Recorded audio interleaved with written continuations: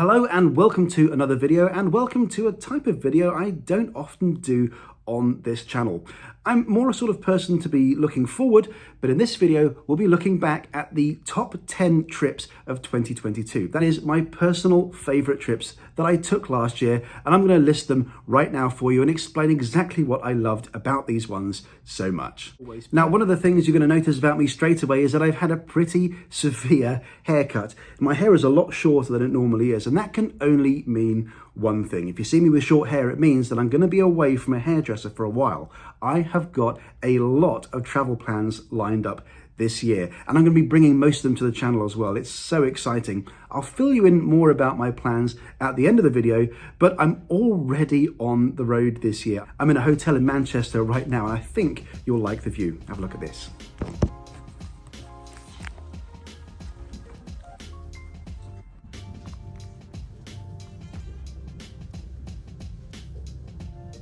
That's Manchester Piccadilly.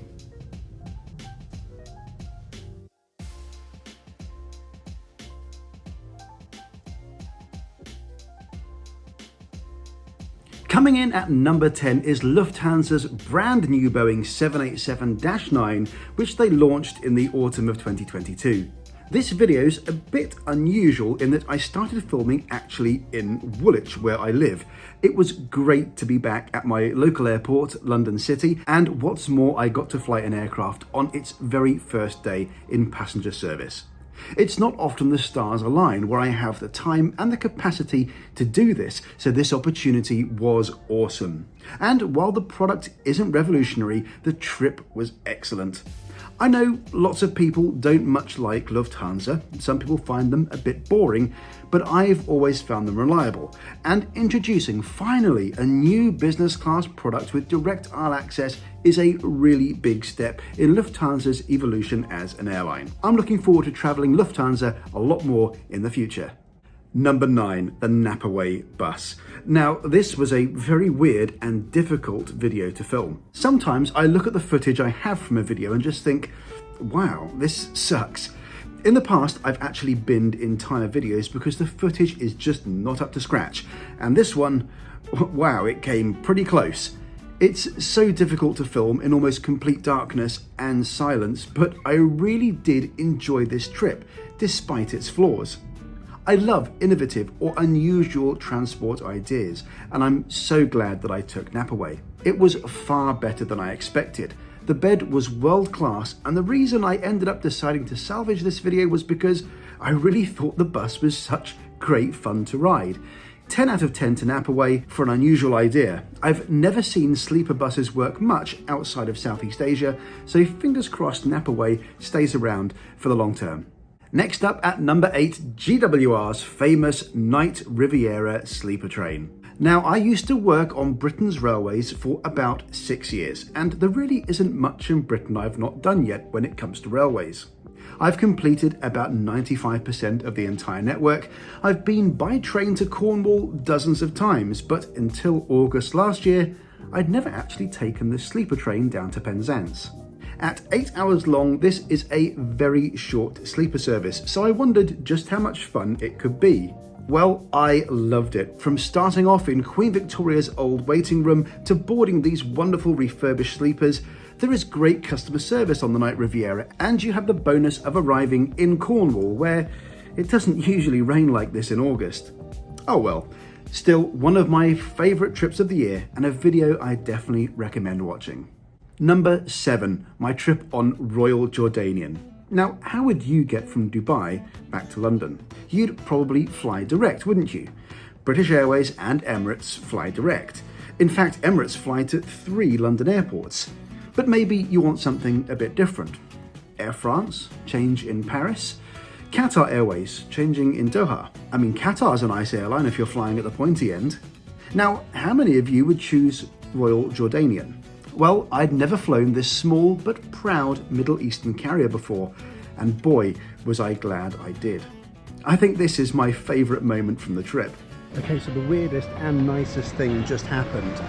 When you go through Amman as a transit passenger, you have to go through security and basically put your bag in and take your laptop out and re-clear security so that you can then enter the departures hall and catch your next flight. Now, there was a little bit of a breakdown in communication between me and the security agent. I didn't realise that I needed to actually give my laptop to somebody else so that it could be swabbed. It was just mildly awkward for about a minute or two. Go up the escalators, and at the top of the stairs, there's an official waiting and asks, are you Paul Lucas? And I'm like, yes, and I think I'm in trouble. Actually, turns out it's the concierge for the lounge here.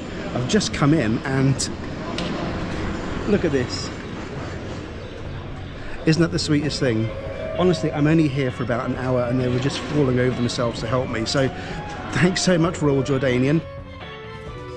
Flying the flag carrier of smaller countries really can pay off sometimes, as the country uses its airline as a giant national advertisement.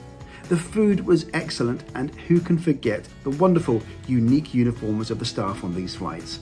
This trip really made an impression on me, and it's good value for its number 7 placing in this video. Number 6, Air France's Airbus A350 in business class. I'm not ashamed to say, I like Air France.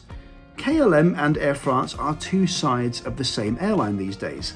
KLM is kind of funky, fun, carefree, and very blue. Air France is a bit more formal, old-fashioned, and down-to-earth. I loved flying their A350. I've tried to catch one for a couple of years, but always ended up the victim of some schedule change or aircraft change. But I did tick off the A350 down to Washington last year, and I found it a brilliant experience. Air France know what they're doing in business class. The highlight was the food. Now, not many airlines can boast a Michelin star chef curating their menu. The food was delicious and interesting, and what's more, I got to try chartreuse. Here we go. Wow, that is a distinctive flavour. That is one of the strongest smelling drinks I think I've ever come across. Kind of spicy and sweet. Let's give it a go.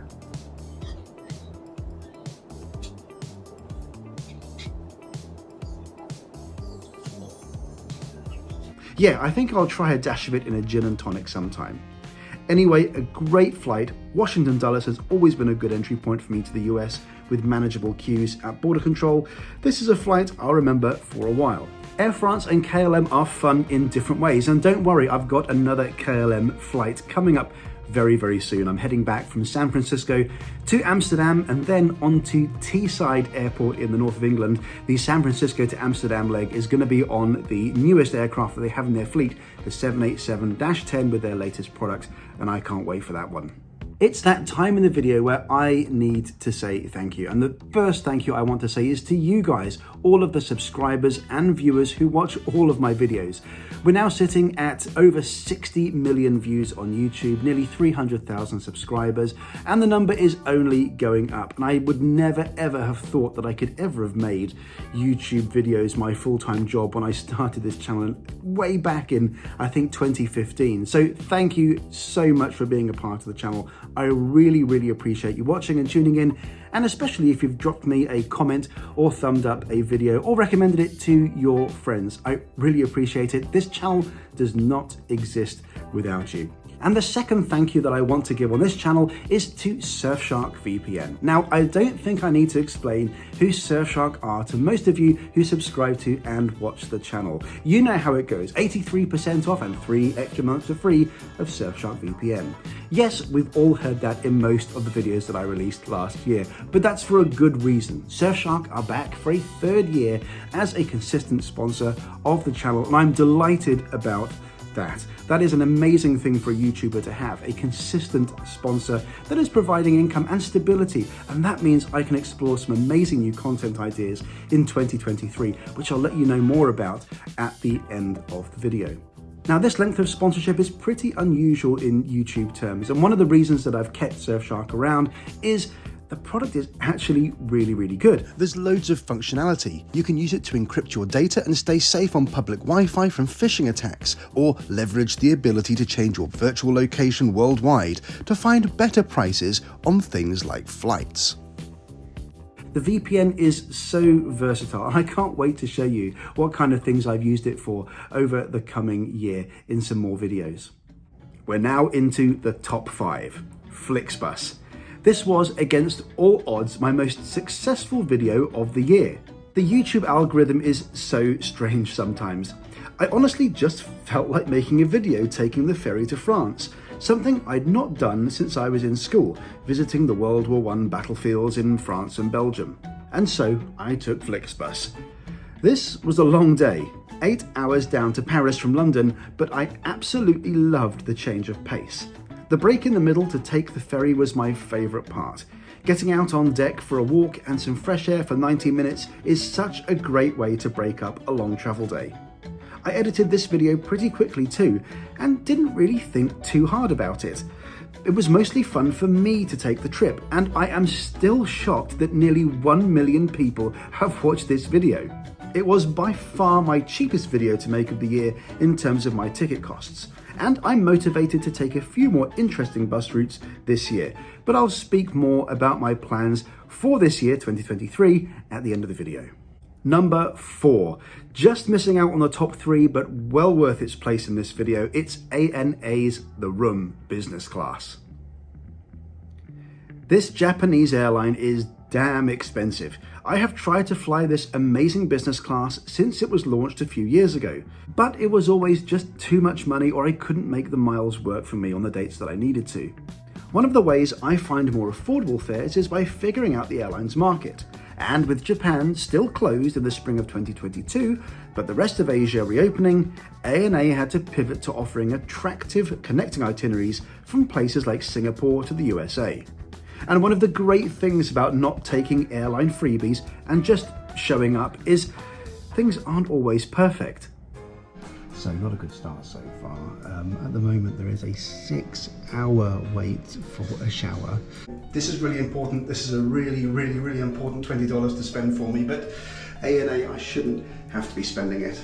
Well, that was a bit of a result, wasn't it? But just one problem. The rear one didn't work at all, which is far from ideal on a flight where I'd need to sleep during some daylight hours. Nonetheless, this was a totally first-rate trip. I was mega impressed with the seat, and I rate it above Qatar's Q Suite. The food was absolutely divine. I've never ever had fresher food on board a plane, and the experience teased me non-stop with Japanese touches. The fact that I transferred in Tokyo but couldn't enter was mega frustrating, but it's just made me far more inspired to eventually visit Japan this year for real. There are a lot of trains there, a lot of trains, and that means a lot of content on trains from Japan is going to be coming later this year. Incidentally, one of the reasons I was able to find a cheap ticket on that Singapore, Tokyo to New York leg is the fact that my ticket purchasing location was set to India with Surfshark VPN. And it won't surprise you to know that this video is sponsored by Surfshark, which has been an important part of my travel arsenal for years. They're an award-winning VPN, and if you aren't attracted to the idea of leveraging lower ticket prices or staying safe on public Wi-Fi, maybe the whitelisting facility, industry-leading encryption, and the fact it's the first premium commercial VPN with locations in over 100 countries might convince you. It's really annoying when you can't access some of your favorite content overseas. And here's where Surfshark can help. Activate the VPN, select an appropriate spoof location, and hey presto, access to your favorite TV show is restored. It's dead easy and costs absolute peanuts too. You'd be mad not to consider it, especially given the savings on offer. Go to surfshark.deals/wingin for 83% off and an extra 3 months for free of Surfshark VPN. Talking of trains, how about this absolute banger at number 3? I'd been badgered to take this unbelievable, exquisite, refurbished 1960s Italian train, the Arlecchino, for months. And finally, I found a free weekend and off I flew to Milan. I cannot believe I get to do what I do for a living, and I really hope you enjoyed this video too. This was, by some distance, the most unique train I've ever been on, and that's really saying something. I'd only ever seen this train in black and white photos in old railway annuals my parents used to pick up from car boot sales when I was a little boy. And to finally travel on it, wow, what a privilege. This is railway heritage on steroids, and if this ran in the UK, you could charge people a fortune to ride it. You could probably even sell tickets just to look around it.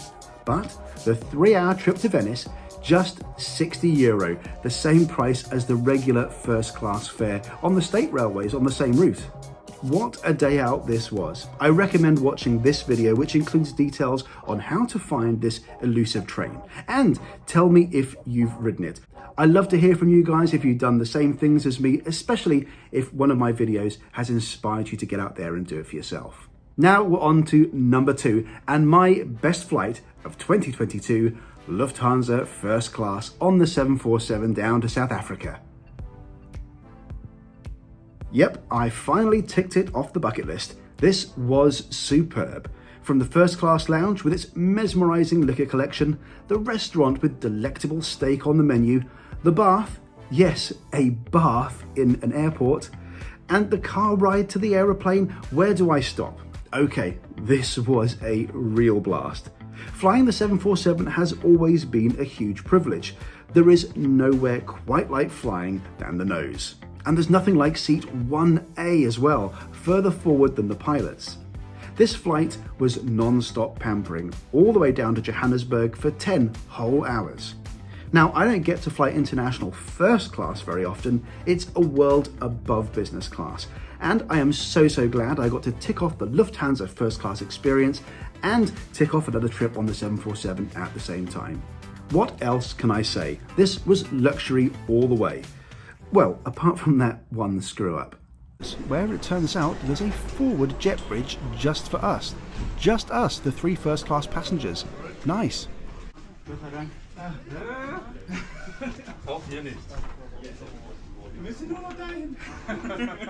The door isn't opening, no bother. I'm sure we'll just go down the regular jet bridge, right? Well, no. For some reason, even after every other passenger had boarded, they were insistent we had to go down the special jet bridge when there's a perfectly good door just there. If you ever find yourself lucky enough to fly Lufthansa first class, do it, and make sure you fly the 747. It's just a cut above. And finally, my number 1 trip.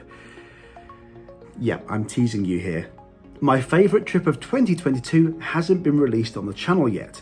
I took the Canadian, a 5-day epic luxury rail service across Canada from Toronto to Vancouver. I don't want to give away too much about this video, which will be a mega feature-length 2-parter released in February, but this was absolutely mind-blowing. Over 3 million of you have watched my Indian Pacific Odyssey in Australia from a few years ago. Now, this train isn't quite the same, but the scenery is absolutely mind-blowing. The unfolding of Canada over 96 hours of rail travel, passing 65 stations and 4,500 kilometers from the vantage point of the dome car and the bullet lounge at the back of the train. This was a once-in-a-lifetime experience. I got to meet some incredible people on board, and I learned a ton about Canada and its culture too. A worthy winner at the number 1 spot, and something that should be on every rail traveller's bucket list. And that's it, that's the end of the list. There are so many videos that I considered putting in this top 10, and so many that have just missed the cut. If you have a favourite video that isn't on this list that I filmed last year, please let me know about it in the comment section below. I love to find out what people enjoy most about the channel.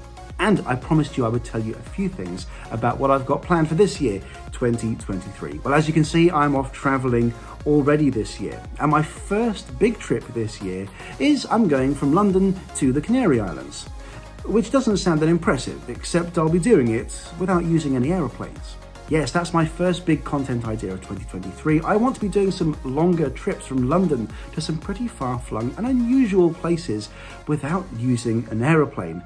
Don't worry, there'll still be loads of flying on the channel. I've got some amazing flying in the Far East coming up, but yeah, I think I'm really up for the challenge of getting to some pretty random and far-flung places using only boats, buses and trains. And my first trip to Tenerife is going to be a real banger. We've got 2 overnight ferries, we've got a double-decker TGV, we've got Spain's longest train. This year I really want to focus on some longer storified content like this kind of A to B travel, which I should get 4 or 5 videos out of with different modes of transport. The big keyword for 2023 is going to be variety. I've also got an idea where I'm going to go to the most northerly bus stop in the United Kingdom, which is on the island of Unst in the Shetland Isles, and I'm going to be making my way down all the way to Lizard Point, the most southerly part of the UK using only buses and trains, and we'll see how that works out. It's a challenge that I'm setting for myself, and I really hope that you'll find it as interesting as I do. I can't wait to see what kind of videos I get out of those kind of trips. If you're here for planes, I have got a whole host of those coming up this year as well. I'm super excited to be going to the Far East in April. I'm taking in some pretty nice aircraft there on some airlines that you might not have heard of before, and some airlines you've definitely not seen on the channel before. I'm also really excited to be heading back to India. I'm going to be taking a low-cost carrier, Akasa Air. I'm also going to be heading from India all the way to the USA with Singapore Airlines, and yes, that will include the world's longest flight. And talking of the world's longest flights, in just a couple of weeks I am off to Washington DC from Copenhagen with SAS, and the reason that's interesting is that is the world's longest Airbus A321 flight. It's 9 hours and 30 minutes on an Airbus A321, and I can't wait to see how that turns out either. I have got a lot of stuff planned for 2023, and I'm really excited to learn from you guys as well. If you've got a content idea you'd like me to cover, let me know in the comments section below. I'm really up for anything this year. I cannot wait to get started. I'm already in a hotel. It's January. I'm off on the road again. I'm super excited. Anyway, thank you so much for joining me on this video. It's not the sort of content I usually make. I'm not terribly comfortable in front of a camera, but it feels good to sit down and look back over the last year and also give you just a little tease as to what I've got planned for 2023. Anyway, thank you so much for joining me today. Don't forget to visit surfshark.deals/wingin for 83% off and 3 extra months for free of Surfshark VPN. Thank you again, Surfshark. That's all for now, and I'll see you in the next video, which is going to be part 1 of the Canadian, an amazing trip across Canada.